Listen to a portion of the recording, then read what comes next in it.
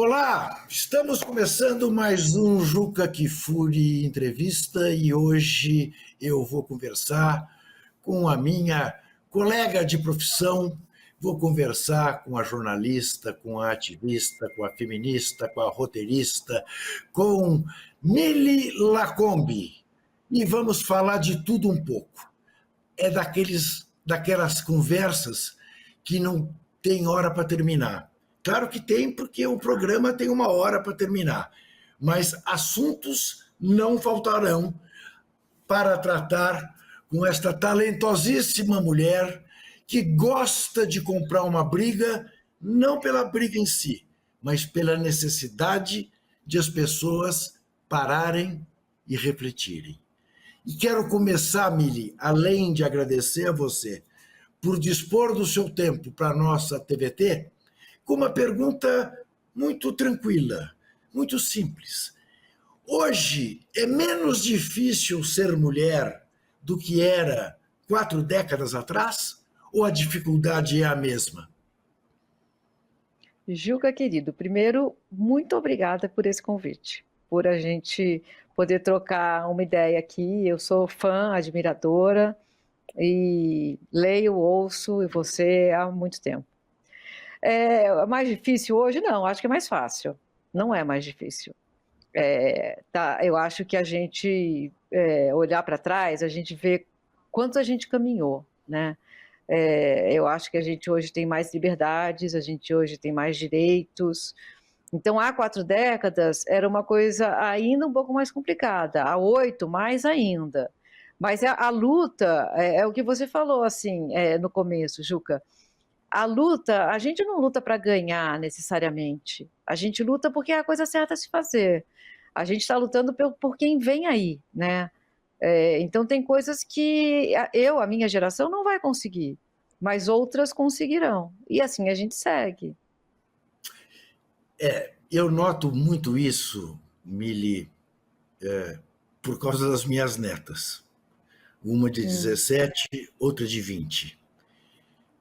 Eu as vejo muito mais senhoras de si mesmas do que eu via, por exemplo, a minha irmã, do que eu via, em certo sentido, a minha mãe, embora ela fosse uma profissional, uma educadora, uma lutadora. Mas eu percebo, entre outras coisas, cuidados, alertas, olhos abertos para situações que eu não via 40, 50 anos atrás. Isso, de algum lado, me conforta, me dá mais segurança em relação ao futuro delas. Mas, por outro lado, eu olho ainda e vejo tanta fragilidade, vejo tanta injustiça, que eu te confesso, desanimar não desanimo porque não faz parte do meu jeito de ser. Mas eu olho e eu vou querer explorar isso com você, muito em função do que você escreveu sobre o Oscar. Mas eu fico me perguntando e quero ouvir a tua resposta. O que é menos difícil? Tratar com o macho alfa de direita ou com o esquerdomacho? Maravilhosa essa pergunta, Juca. Com o esquerdomacho. Com o macho alfa de direita é mais fácil. E eu tenho conversas maravilhosas com essas criaturas, a ponto de eu conseguir enxergar a transformação. Com coisas que eu falo, com exemplos que eu dou. E o esquerdomacho, ele já sabe, ele não está apto a ouvir. Ele já tem as verdades dele. Ele já está pronto para ensinar sobre feminismo. Então ele não quer ouvir. O macho alfa quer ouvir. A gente faz 1 ou 2 perguntas para dar uma faísca no debate e ele vem. O esquerdomacho não. O esquerdomacho quer te ensinar como faz. Então é muito mais fácil o macho alfa. Porque isso é curioso, né, Mili? Essa é exatamente a sensação que eu tenho. Em certo sentido, às vezes não, em certo sentido, a gente encontra entre os neoliberais uma postura de aceitação para o diferente na área do comportamento maior do que a gente encontra em setores da esquerda, que dizem que essa luta pelo identitarismo, ela sufoca a verdadeira luta, que é a luta de classes, como se uma coisa não pudesse conviver com a outra. Queria te ouvir sobre isso. Sim, sim, isso também é muito interessante, Juca, porque assim, aos liberais, eles só podem mostrar que eles são humanos com pautas identitárias, porque tudo mais é nocivo, tudo mais são, né? Então, eles se mostram humanos com as pautas identitárias, por isso eles se agarram tanto a elas e conseguem ser progressistas, né? A esquerda, eles acham que a luta de classes não comporta o que é chamado de pauta identitária, né, Juca? Porque também a linguagem é muito importante e ela foi dada pelo inimigo. O que se chama de pauta identitária não é pauta identitária, são pautas universalistas. Se a gente muda o mundo para uma mulher negra, a gente muda o mundo para todo mundo. Se a gente muda o mundo para uma pessoa com deficiência, a gente muda o mundo para todo mundo. Se a gente muda o mundo para uma feminista, você muda o mundo para todo mundo. Essas pautas são universalistas. A única pauta identitária a ser combatida é a do homem branco, cis, heterossexual. Aí sim a gente pode falar em pauta identitária. As outras não, as outras servem para todo mundo. Então, esses caras que falam, não, vamos nos concentrar aqui na luta de classes, porque não podemos nos entregar a políticas identitárias, eles estão infectados de identitarismo. O Lula, por exemplo. Quando o Lula disse, Juca, assim, eu não vou me entregar à pauta identitária para nomear o novo ministro do STF. Como não? Ele nomeou homens brancos. Quer dizer, o Dino nem sei se identifica como branco, mas o Zanin, sim. Homens heterossexuais. Exatamente. É uma pauta identitária. Ele cedeu. Ele cedeu a pauta identitária. A outra seria a universalista. Colocar a mulher negra no STF é mudar todo o circuito de afetos dentro do STF. É mudar muita coisa. Então, acho que o debate está errado na linguagem, e a gente aceita a linguagem deles, a linguagem do inimigo.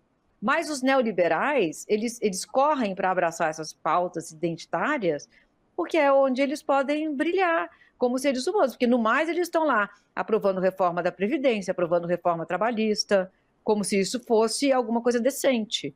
Isso está, no limite, achatando pessoas negras, pessoas faveladas, pessoas periféricas, mulheres, mães solo. Aí eles saem correndo depois para falar, não, estamos a favor da pauta identitária. Mas na hora de votar, eles votam para a gente morrer.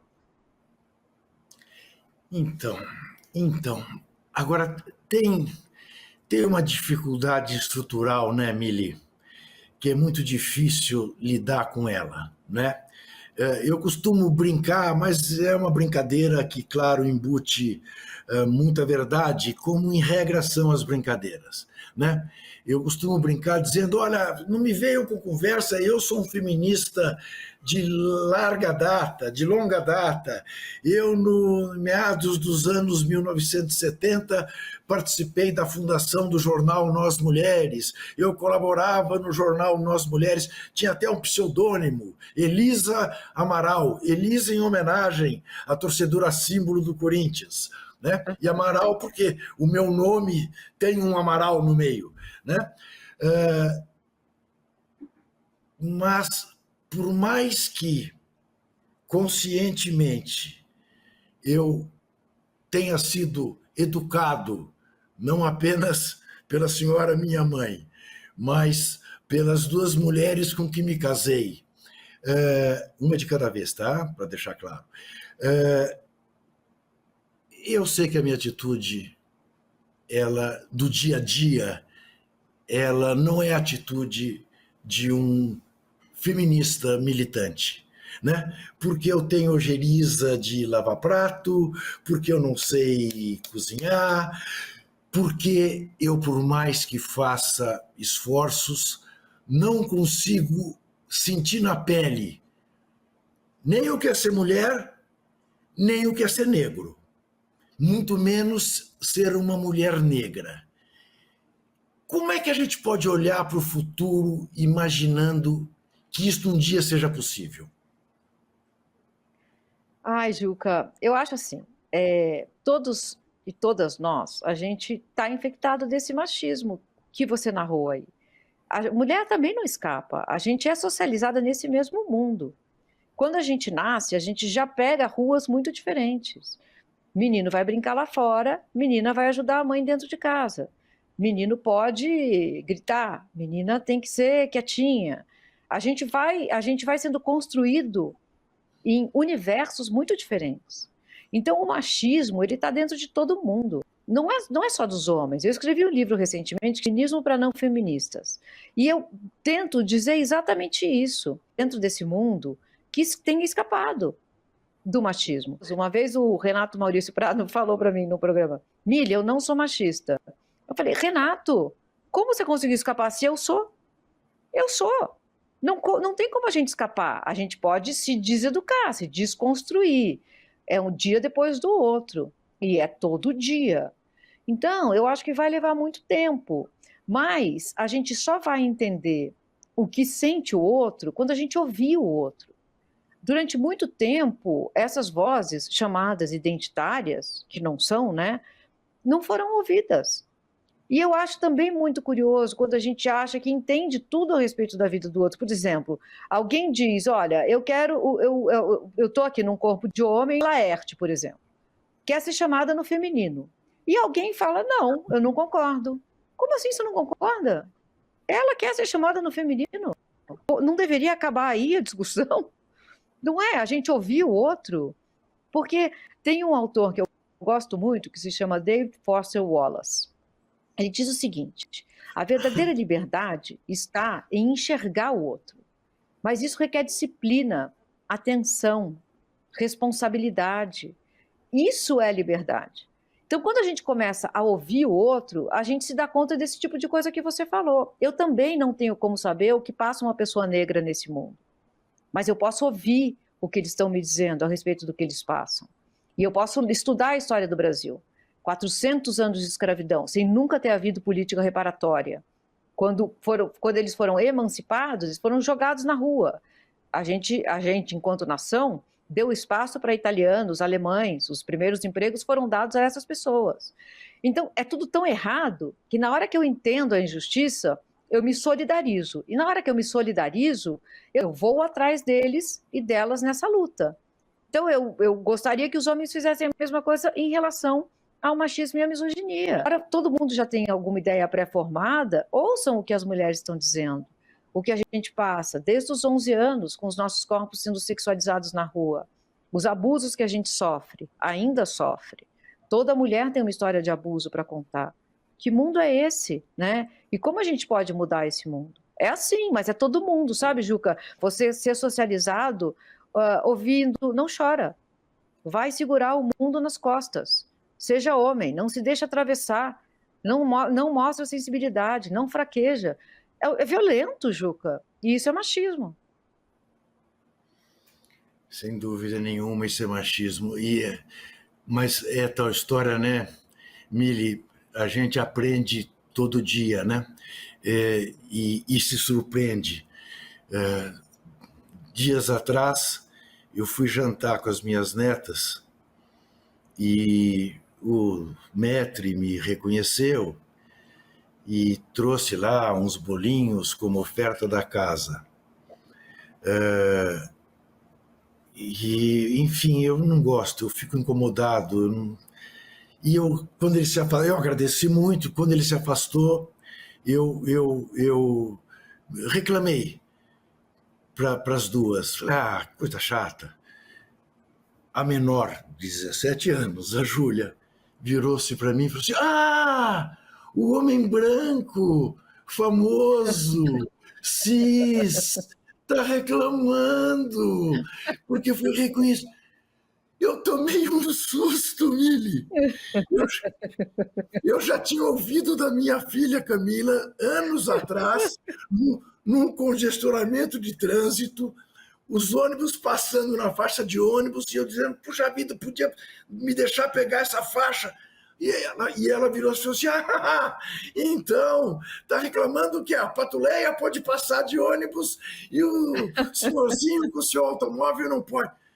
Essa é uma nova consciência que está posta para as novas gerações, que é muito legal, né? Mas você sabe que você falando assim, é muito legal. Ele já parece que ele já vem de fábrica com isso, né? Sim, Já vem com sim. essa sensibilidade, com esse olhar para raça, para classe, para gênero. Eu me mudei para Nova York, né? Um tempo É. da minha vida. E eu cheguei lá e eu aluguei um apartamento num lugar bem bacana, tal, só que estava uma obra na esquina. E fui receber a visita de um amigo meu, que é um cara que era de São Paulo, é de São Paulo, mas ele tem uma outra realidade. Eu nasci em classe média alta, ele nasceu um homem periférico. E eu reclamei do barulho, eu falei, não aguento mais essa obra aqui. Aí ele falou assim, é a princesa que não pode ouvir. Na hora, eu falei, exatamente, eu estou me comportando como a princesa que não pode ouvir uma obra. É muito bom. É É, isso. é exatamente isso. A gente tem que aprender. E aprende levando, às vezes, lambada, e às vezes este carinho. Eu olhei para aquela pequerrucha, que era desse tamanho, e falei, mas a Júlia está me dando uma lição. Olha que maravilha.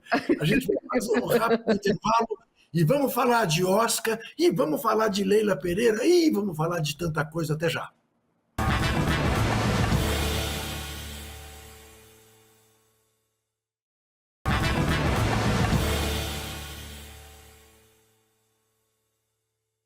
Muito bem. Eu converso com a jornalista Mili Lacombe, que escreveu uma coluna no UOL sobre o Oscar que motivou uma enorme polêmica. Uma enorme polêmica. Diga-se de passagem que eu não tenho o hábito de ler comentários, porque nos comentários é que a gente conhece a esgotosfera.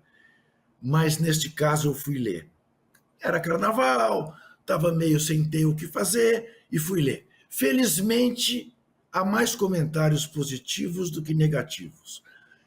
No entanto, os negativos são de uma ferocidade, de um ódio, de uma tentativa de desqualificar a autoria, que é uma coisa assim que realmente a gente fica preocupado com o futuro da humanidade.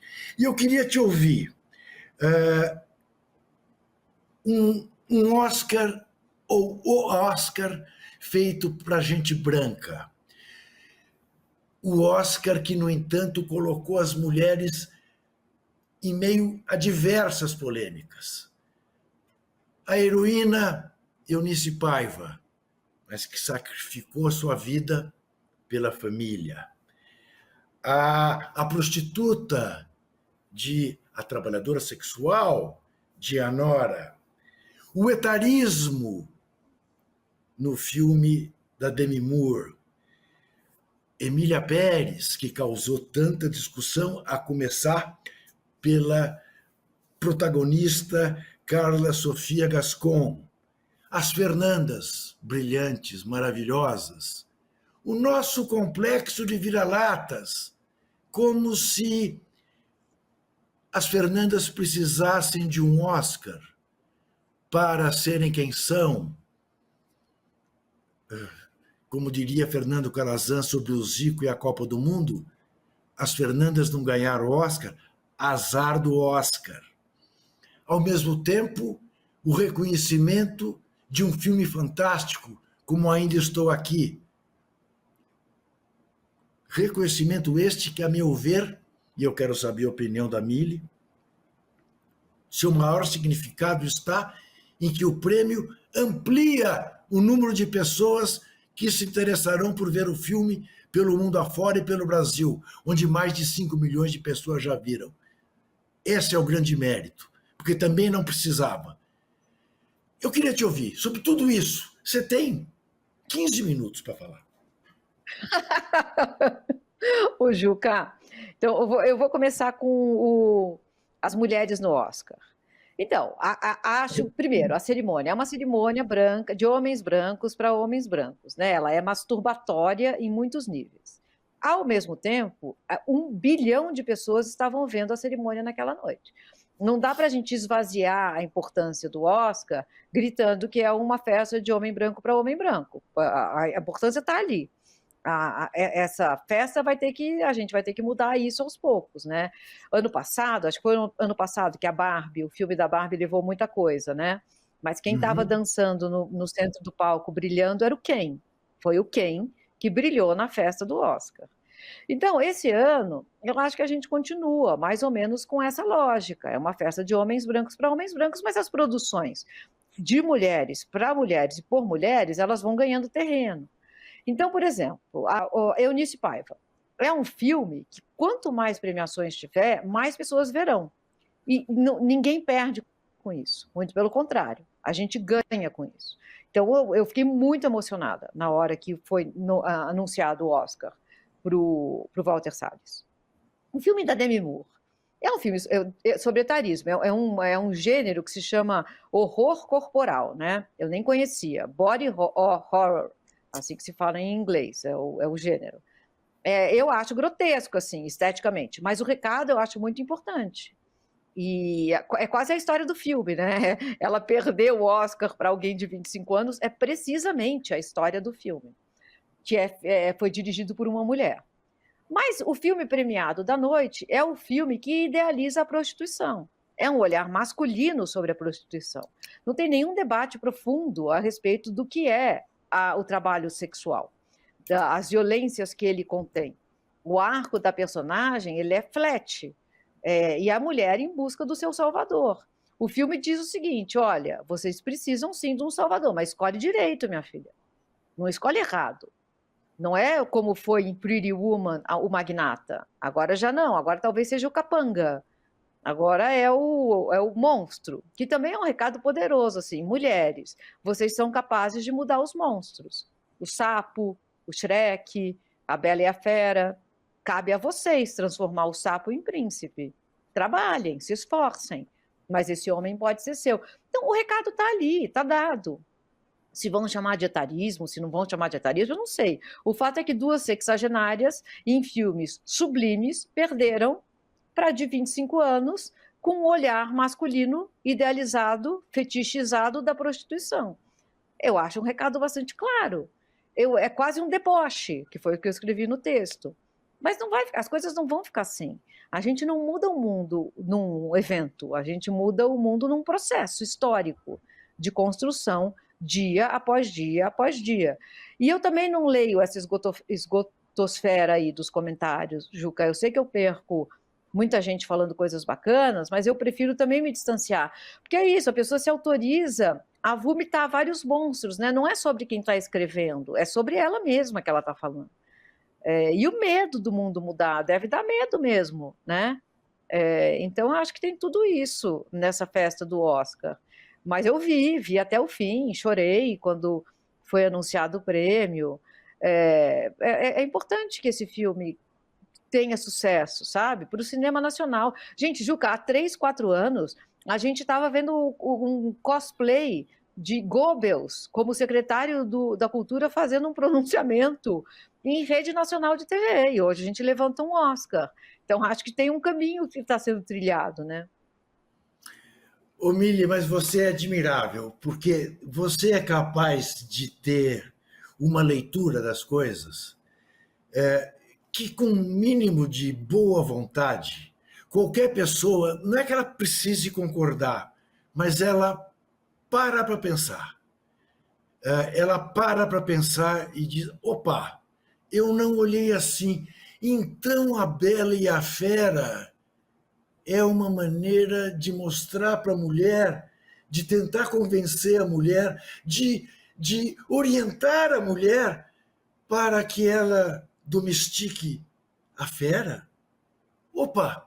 E o homem não tem essa necessidade? Não tem essa obrigação?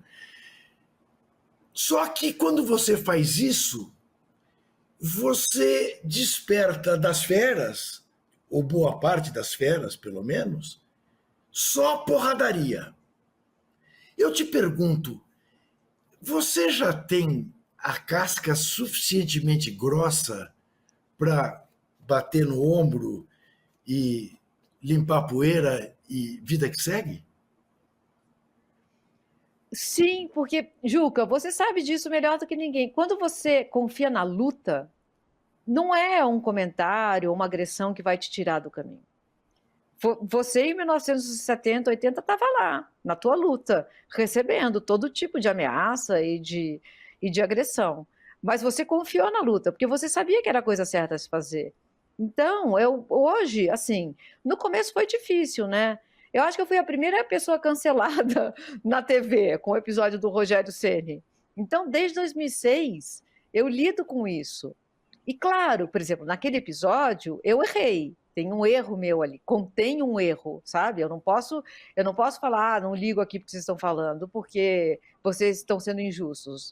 Não, eu precisei olhar no espelho e entender por que eu errei e voltar dali. Mas eu lido com esse ódio há muito tempo.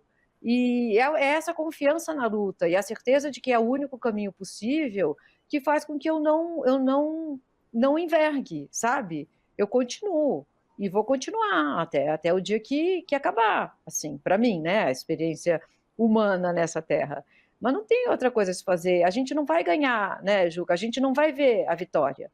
A gente está lutando porque tem que lutar. Bom, eu escrevi um livro cujo título é Confesso que Perdi. Meus amigos ficaram indignados, né? Mas é isso. Agora vou ter uma má notícia para te dar, tá? Vou te Ah, dar um, ah, vou te dar um pito, um puxão, vou me permitir te dar um puxão de orelha tá. bem mais velho que sou do que você. Você acabou de atrapalhar a minha entrevista. Porque eu prometi para mim mesmo que eu não ia tocar em Rogério Ceni, tá? Não, José Amílio vai dar uma entrevista sem falar de Rogério Ceni, e você introduziu. Eu não quero falar desse episódio, eu quero falar de uma coisa muito mais grave do que isso, porque eu já cansei de errar, e as pessoas já esqueceram meus erros, e vida que segue para o próximo erro. Você, porque é mulher, não podia errar. E até É. hoje há quem te cobre este erro. Esqueçamos a Mili Lacombe. Falemos da mulher. A mulher não pode errar, Mili? Não, a mulher erra pelo gênero, Juca. A mulher, a pessoa negra, a gente erra pelo gênero. Por exemplo, se você sai na rua e vê alguém sem conseguir fazer uma baliza, e quando você vê que é uma mulher, você fala, tá vendo? Mulher não sabe fazer baliza. Se é um homem, você vai falar, esse cara aí não é ruim de baliza, hein? A gente erra pelo gênero. Então, a consciência de que eu tinha errado pelo gênero foi o que me torturou por muito tempo. Porque demorou para aparecer a Ana Thaís Matos. Demorou muito. Entre eu e a Ana Thaís, teve um hiato. E todos os dias eu pensava, eu estraguei para todo mundo. Eu não estraguei só para mim. Eu estraguei para todo mundo.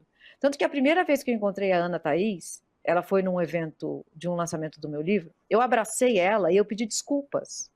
E a gente chorou, eu e ela. Choramos as duas. Porque quando ela surgiu, foi um alívio para mim. Eu falei, olha, então tá bom, voltamos à rota. Estamos aqui no caminho.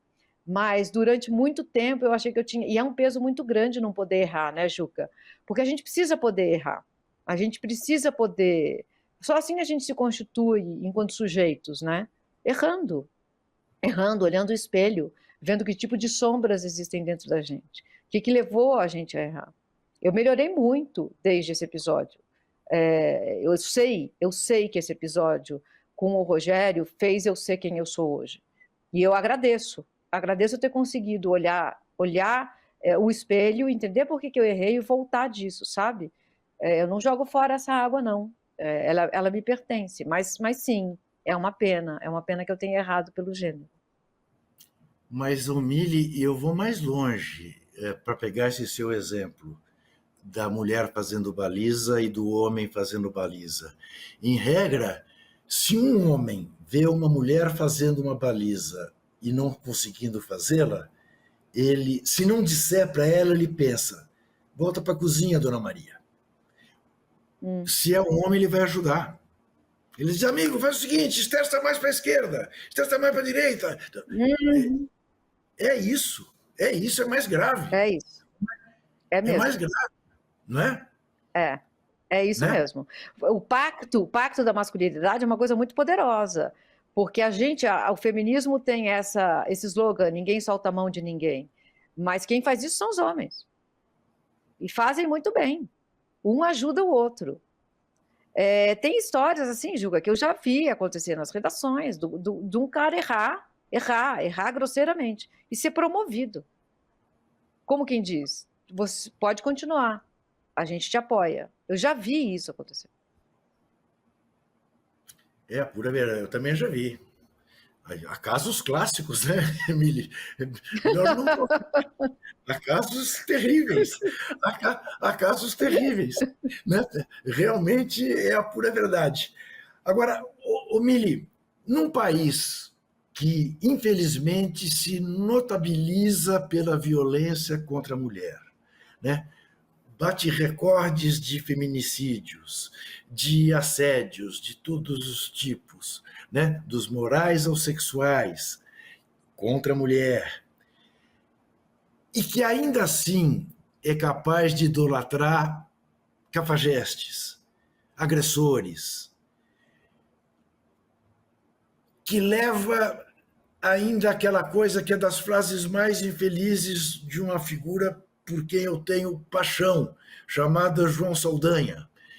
Não me interessa, não quero fulano para casar com a minha filha, quero para jogar no meu time.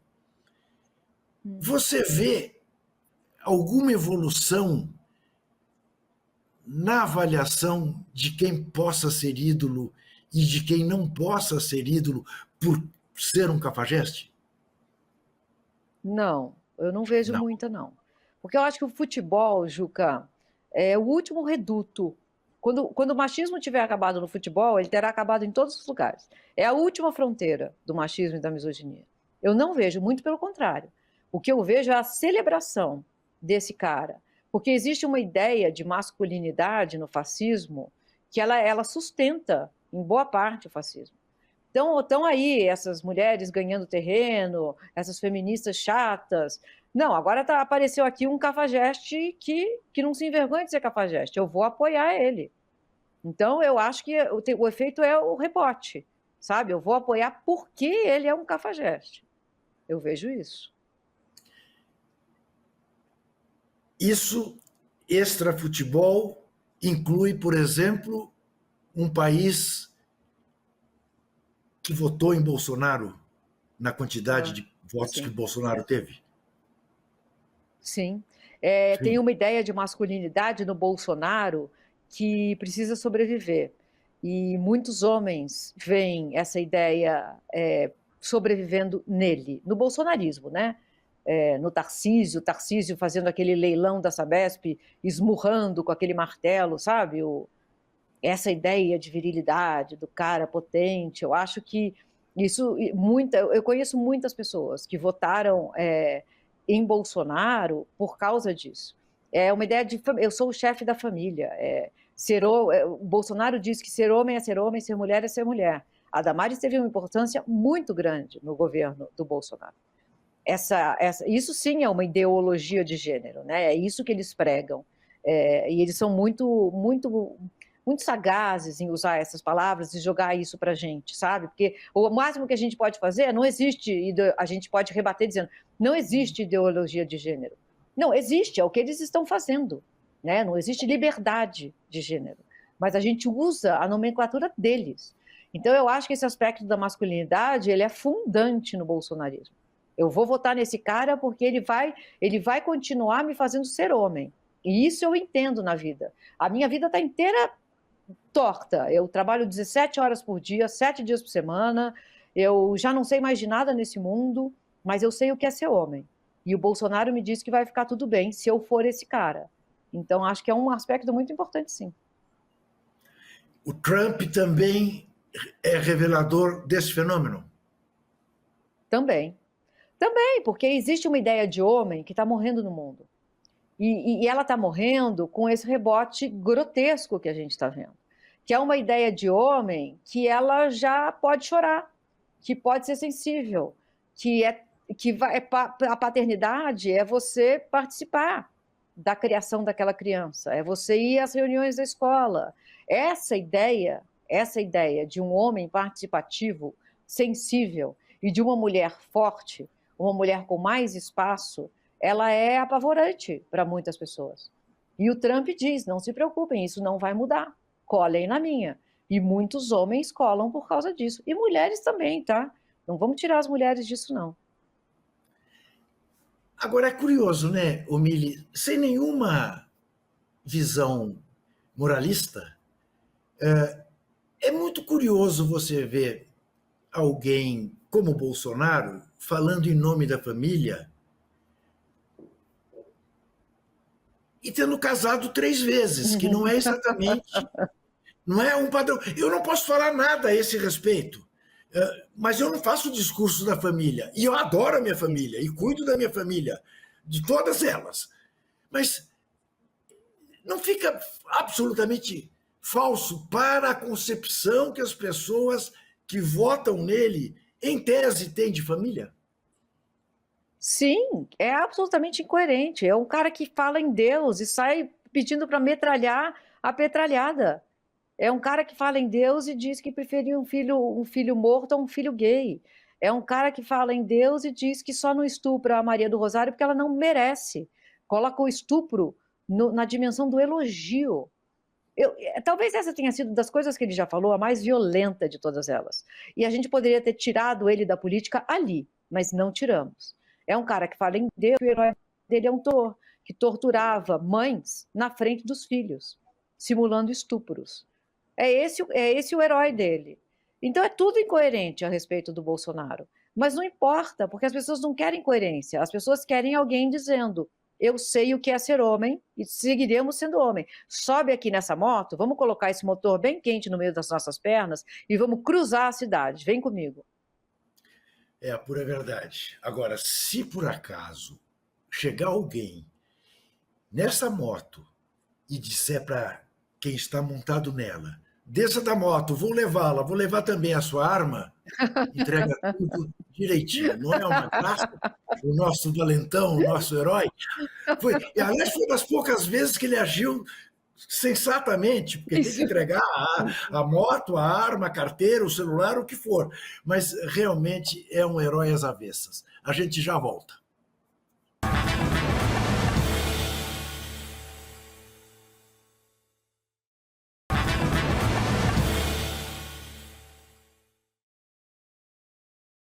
Eu converso com a feminista, com a jornalista, com a roteirista, eu converso com Mili Lacombe.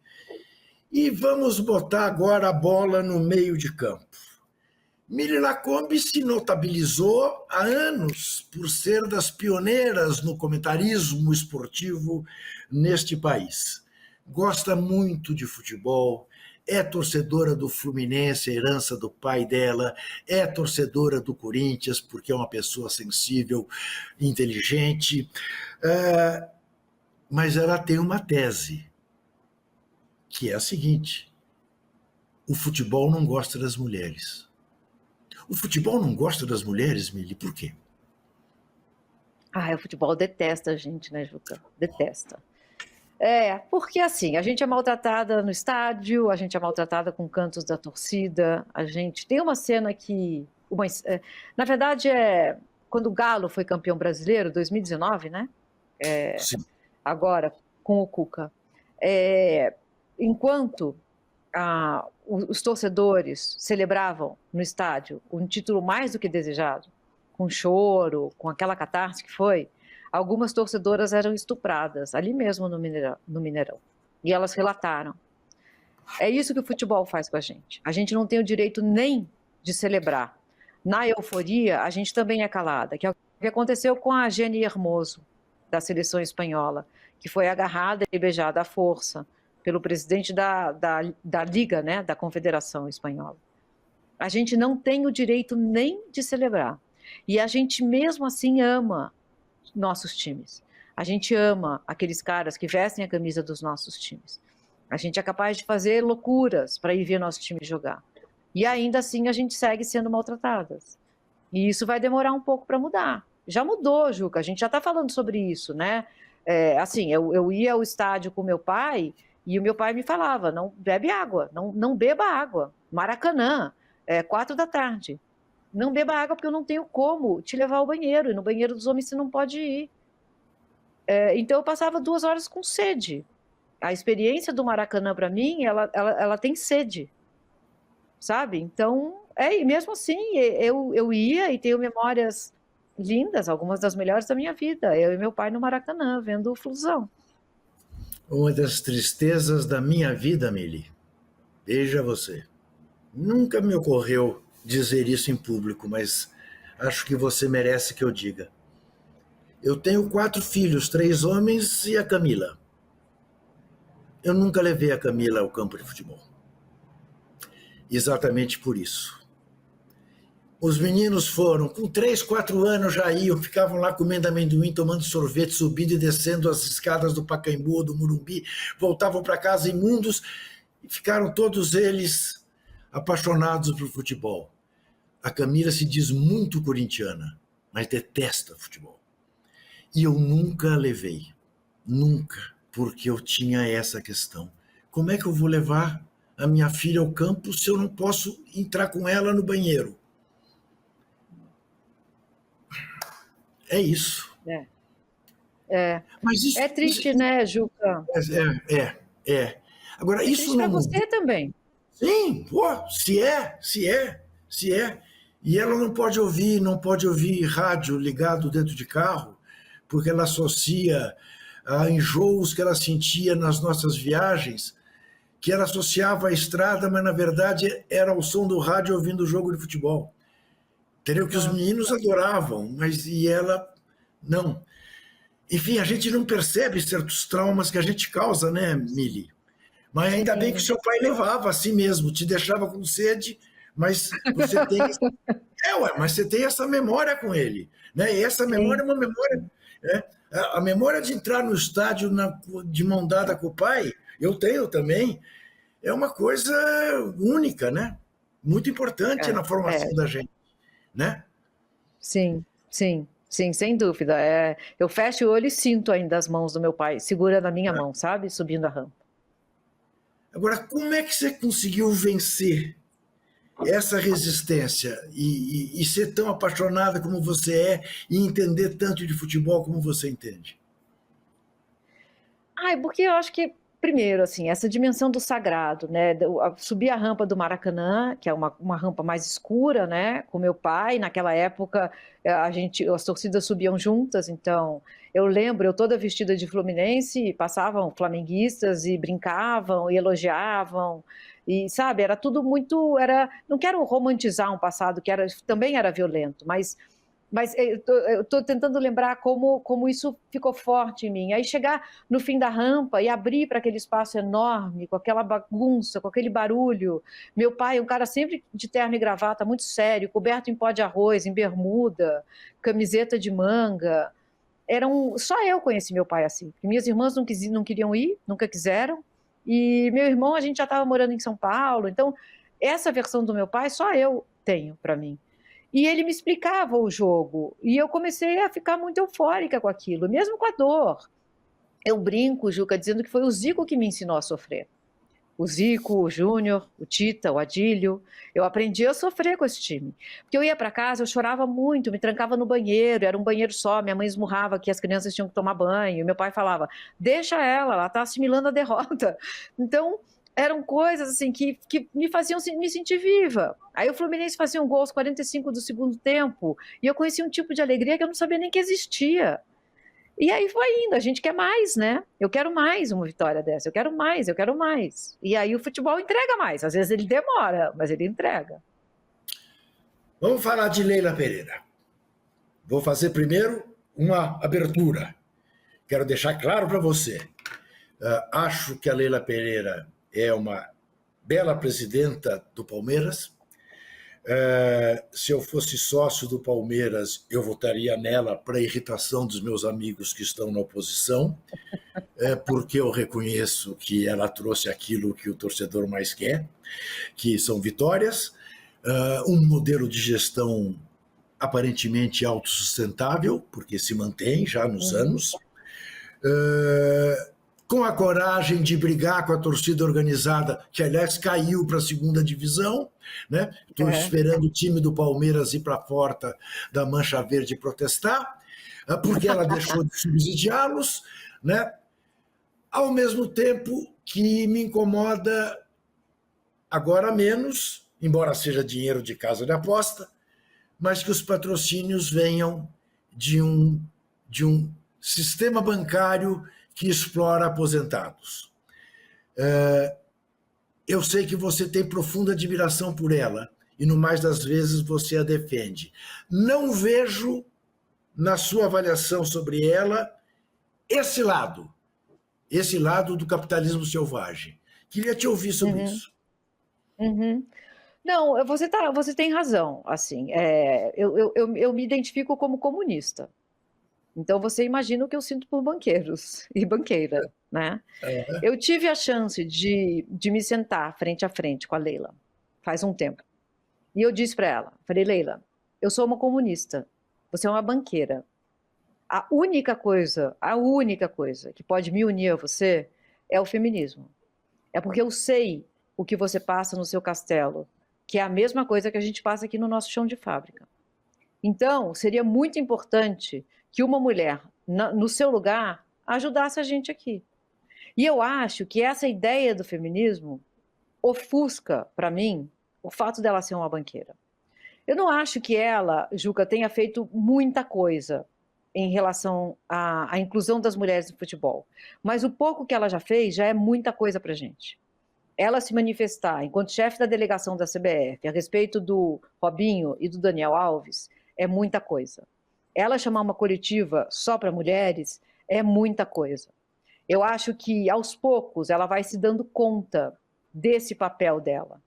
E acredito, de verdade, Juca, que ela ainda vai fazer muito mais. Eu escolho ofuscar a banqueira em nome da feminista informação, se é que eu posso dizer isso. Porque ela não é ainda, tá?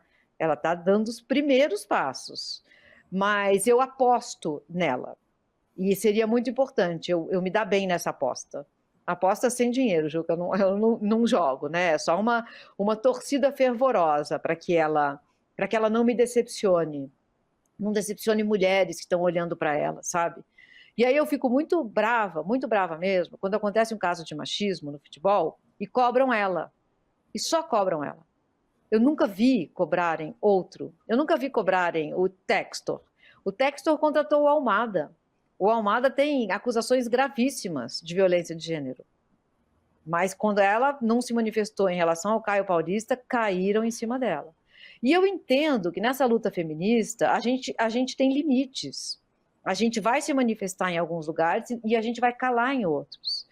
E eu acho que faz parte também desse aprendizado, sabe? Por isso que eu me recuso a cobrar ela por eventos machistas. Eu acho que ela está fazendo o dela, que é mais, é o dobro, é o triplo do que todos já fizeram, porque ninguém nunca fez nada, e confio no processo, confio no feminismo, confio na força do feminismo para seduzir cada vez mais ela.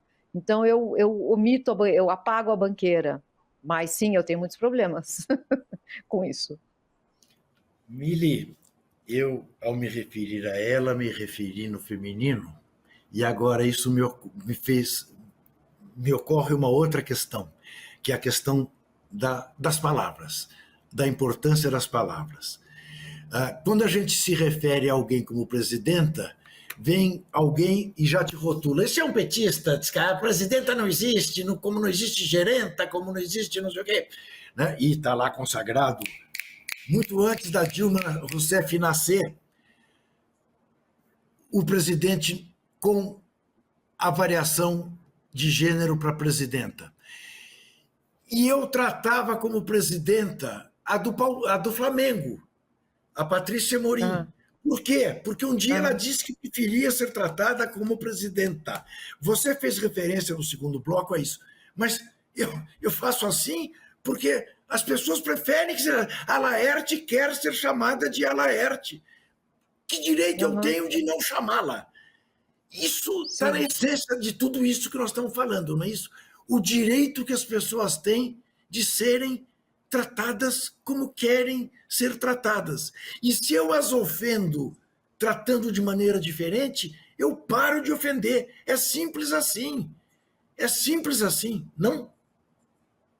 Deveria ser, né, Juca? Deveria ser simples assim. A gente ouvir o outro, o lugar do outro no mundo, como é que ele quer ou ela quer ser inserido ou inserida. Sim. Eu acho que o presidenta está associado a gente fala presidenta, tá aí a pessoa chata de esquerda, né? Mas se ela prefere assim, quem somos nós para falar a presidente, né? Mili, e tem a questão do pedido de desculpa, do perdão. Você já se desculpou 1 milhão de vezes por um episódio profissional na sua vida, que não tinha ali nenhum preconceito. Foi um erro de informação. Ponto.